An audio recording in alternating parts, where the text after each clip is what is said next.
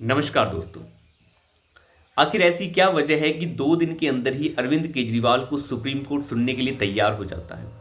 आखिर ऐसी क्या वजह है कि सुप्रीम कोर्ट किसी आम इंसान की सुनवाई 2 दिन के अंदर करने के लिए तैयार नहीं होता, लेकिन अरविंद केजरीवाल की सुनवाई करनी होती है तो ईमेल एक भेजा जाता है मनु सिंघवी की तरफ से और 2 दिन के अंदर ही सुप्रीम कोर्ट उन्हें सुनने के लिए वक्त दे देता है। ऐसा क्यों होता है? ऐसा क्यों होता है कि एक भीमा कोरेगांव के बीच में हमले का आरोपी गौतम नौलखा जब ये कहता है कि मुझे जेल में नहीं रहना, मुझे हाउस अरेस्ट कर दीजिए, तो सुप्रीम कोर्ट हाउस अरेस्ट की सेवाएं भी दे देता है। ऐसा क्या होता है कि जब रामदेव माफी मांगने जाते हैं, बिना शर्त माफी मांगते हैं, तो उन्हें माफी नहीं दी जाती और कहा जाता है कि तुम्हें माफी नहीं मिलेगी। आखिर ऐसी क्या वजह है कि सुप्रीम कोर्ट इस तरीके से बर्ताव करता है? आखिर ऐसी क्या वजह है कि जब प्रशांत भूषण सुप्रीम कोर्ट में खड़ा होकर यह कहता है कि मैं माफी नहीं मांगूंगा, तो उसके ऊपर 1 रुपए का जुर्माना किया जाता है? आखिर इतना विरोधाभास क्यों है हर फैसले के अंदर? तो इन सभी चीजों को थोड़ा थोड़ा समझने की कोशिश करेंगे। पहले बात कर लेते हैं थोड़ा अरविंद केजरीवाल के बारे में। अरविंद केजरीवाल जो हैं, जिन्हें दिल्ली हाई कोर्ट से झटका लगा और वो तुरंत सुप्रीम कोर्ट चले गए, लेकिन सुप्रीम कोर्ट ने कहा फिलहाल छुट्टियां चल रही हैं, 3 दिन की छुट्टियां हैं, तो 3 दिन के बाद इस केस को हम सुन लेंगे, आप ईमेल भेज दीजिए। जैसे ही मनु सिंघवी ने ईमेल भेजा तो चीफ जस्टिस ने वक्त दे दिया सोमवार का कि सोमवार को हम इस केस को सुनेंगे। जस्टिस संजीव खन्ना की बेंच के सामने ये केस रखा जाएगा। क्या किसी आम इंसान के पास इतनी प्रतिभा है कि वो सुप्रीम कोर्ट को मेल भेजे और मेल भेजने के कुछ दिन बाद ही उसकी लिस्टिंग 2-3 दिन के अंदर ही सुनवाई के लिए हो जाए? क्या किसी आम इंसान के लिए इतनी सुविधाएं सुप्रीम कोर्ट देता है? फिर इन खास इंसानों के लिए इतनी सुविधाएं क्यों दी जाती हैं? ऐसी क्या वजह है कि सुप्रीम कोर्ट मजबूर है इन लोगों को सुविधाएं देने के लिए? हजारों केस सुप्रीम कोर्ट में पेंडिंग है, लेकिन उनके चाहे मेल भेज लीजिए, चाहे खुद वहां पे चले जाइए, उनकी लिस्टिंग नहीं हो पाती है। लेकिन इन लोगों के केस के लिए जल्द से जल्द बेंच बना दी जाती है और रातों रात केस सुनने शुरू हो जाते हैं। तीसरा सितलवाड़ का केस छुट्टी के दिन सुप्रीम कोर्ट को रातों रात खुलवाया जाता है और उसे बेल देने के लिए रातों रात जो है 2 जजेस की बेंच बनाई जाती है। 2 जजेस की बेंच के बाद रातों रात उसका फैसला भी सुना दिया जाता है। आखिर ऐसी क्या वजह है कि सुप्रीम कोर्ट इन लोगों के सामने घुटने टेक देता है? उस समय ना सुप्रीम कोर्ट को छुट्टी दिखती है, ना कुछ और। यह भी नहीं दिखता कि इतने सारे केस पेंडिंग हैं। ऐसी क्या वजह है? गौतम नौलखा जो भीमा कोरेगांव के जो हमला हुआ था उसके बीच में आरोपी है, नेशनल इन्वेस्टिगेटिंग एजेंसी उसके खिलाफ सबूत जुटाकर उसके ऊपर कार्रवाई कर रही है। उस इंसान ने जब ये मांग की सुप्रीम कोर्ट से कि आप हमें हाउस अरेस्ट कर दीजिए, हम जेल में नहीं रहना चाहते, तो उसे हाउस अरेस्ट की सुविधा दे दी गई। एक आरोपी जो जेल के अंदर होना चाहिए उसे जेल से बाहर निकाल कर हाउस अरेस्ट की सुविधा दे दी गई। अब अंदाजा लगा के देखिए, फिर ड्रामा ये किया जा रहा है कि हाउस अरेस्ट में जो पैसा खर्च होगा, जो सिक्योरिटी में पैसा खर्च होगा, उस पैसे को आप देंगे। वो पैसा तो वो दे ही देगा। 1 करोड़ 64 लाख रुपए का बिल बनाकर जो है महाराष्ट्र सरकार और साथ ही साथ एनआईए ने जो दिया है, वो पैसा तो गौतम नौलखा दे ही देगा। लेकिन उस इंसान की जगह जेल के अंदर है, वो इंसान अपने घर में हाउस अरेस्ट करके रखने का उससे क्या मतलब है?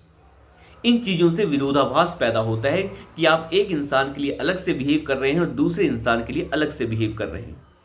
तभी केजरीवाल जैसे चोरू चक्कों की हिम्मत हो जाती है कि वो कोर्ट से मांग करते हैं कि हमें विशेष सुविधाएं दी जाएं। उन्हीं विशेष सुविधाओं को वो इसलिए मांगते हैं क्योंकि आपने पहले ये किया है। हम मानते हैं कि किसी ऐसी परिस्थितियों में ऐसा किया जा सकता है, लेकिन जब परिस्थितियां ऐसी नहीं है तो आप ऐसा क्यों कर रहे हैं?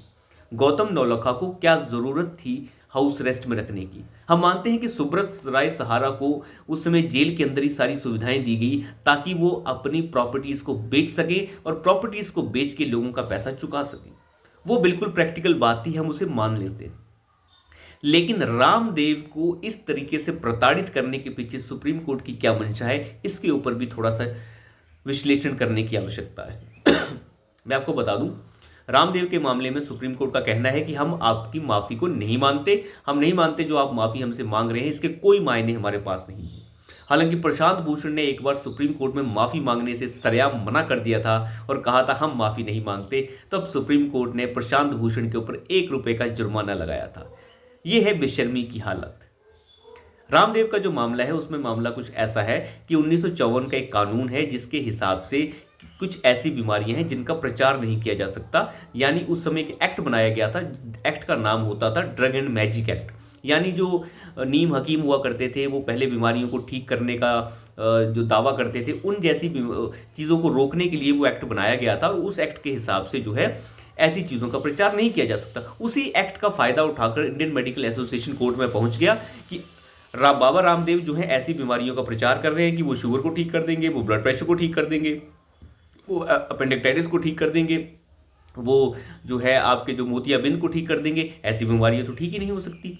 ऐसी बीमारियों का ऑपरेशन किया जाता है। मेडिकल एसोसिएशन का कहने का मतलब ये है, उनका कहने का मतलब है कि रामदेव गलत कर रहे हैं और कानून के हिसाब से ऐसी बीमारियों का प्रचार नहीं किया जा सकता। हालांकि पतंजलि का कोर्ट के अंदर ये कहना है कि हम इन बीमारियों का इलाज कर रहे हैं और लाखों लोग इससे ठीक भी हो चुके हैं और हम इसका दावा इसलिए करते हैं क्योंकि हमारे पास इसके पुख्ता सबूत है कि हम इन्हें ठीक कर सकते हैं, हमारे पास प्रमाण है कि हम इन्हें ठीक कर सकते हैं। लेकिन कोर्ट का मतलब यह है कहने का कि हमें नहीं पता प्रमाण आपके पास हैं या नहीं है, लोग ठीक हुए नहीं हुए, हम कानून के हिसाब से चलेंगे और कानून के हिसाब से ऐसा है कि आप इनका प्रचार नहीं कर सकते। कोर्ट बिल्कुल ठीक कह रहा है, कोर्ट में कोई दिक्कत नहीं है। लेकिन कोर्ट जो उस कानून का लीगल इंटरप्रिटेशन कर रहा है, कोर्ट का काम है लीगल इंटरप्रिटेशन करने के साथ साथ ये भी देखना कि कानून की प्रैक्टिकलिटी आज के दौर में है कि नहीं है। जिस समय वो कानून आज से 70 साल पहले बनाया गया, क्या आज के दौर में वो कानून प्रैक्टिकल है? क्या रामदेव जी जो अपनी बात कर रहे हैं कि उनकी बात में सत्यता है कि नहीं है? अगर उनकी बात में सत्यता है तो कोर्ट ये कह सकता है, सरकार को एडवाइस कर सकता है कि आप इस कानून के बीच में कुछ जो कमियां हैं उन्हें दूर करने की कोशिश करें।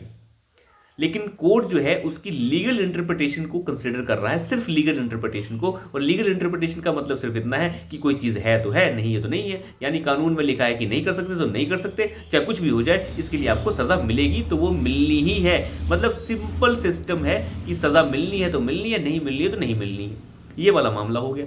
लेकिन इसकी लीगल इंटरप्रिटेशन के साथ कोर्ट को थोड़ा सा इसकी प्रैक्टिकलिटी के ऊपर भी जाना होगा कि इस कानून के हिसाब से तो रामदेव बिल्कुल भी प्रचार नहीं कर सकते, लेकिन जो रामदेव कह रहे हैं कि उनकी बातों में सत्य है नहीं है, उस चीज़ को भी परख लेना चाहिए था। लेकिन सीधा ये कह दिया गया कि नहीं, आप माफ़ी नहीं मांग सकते, हम आपको माफ़ी नहीं दे रहे, हम तो आपकी क्लास लगाएंगे एक तरीके से। लेकिन जब प्रशांत भूषण ने कोर्ट के अंदर खड़े होकर यह कह दिया कि हम माफ़ी नहीं मांगते, तो उस समय सुप्रीम कोर्ट ने ₹1 जुर्माना लगाया था प्रशांत भूषण के ऊपर। यह है दोनों की चीज़ों का विरोधाभास। तो इस चीज़ को सुप्रीम कोर्ट को थोड़ा करेक्ट करना होगा और मुझे लगता है इन चीज़ों को सही किया जाएगा तो बहुत बेहतर रहेगा, क्योंकि हर चीज़ के बहुत सारे मायने हैं। अपनी जगह पे रामदेव भी गलत हैं और अपनी जगह पे रामदेव सही भी हैं। अपनी जगह कोर्ट भी बिल्कुल सही है, लेकिन उसी समय कोर्ट एक समय पे गलत भी है। तो दोनों चीज़ों को लेके चलना पड़ेगा और बीच का रास्ता चुनना पड़ेगा, ताकि वो लीगल इंटरप्रिटेशंस के साथ प्रैक्टिकलिटी को भी देख सके, क्योंकि कानून और सुप्रीम कोर्ट का यही काम है कि वो लीगल इंटरप्रिटेशन के साथ दूसरी चीज़ों को भी देखता है। ऐसा नहीं है किसी कानून में ये लिखा है तो वैसे ही बाहर हो रहा होता है, उसकी दूसरी जो बैक साइड है किसी चीज़ की, उसे देखना भी बड़ा आवश्यक है। तो देखते हैं इसके ऊपर क्या होता है। तो अभी के लिए इतना ही, धन्यवाद।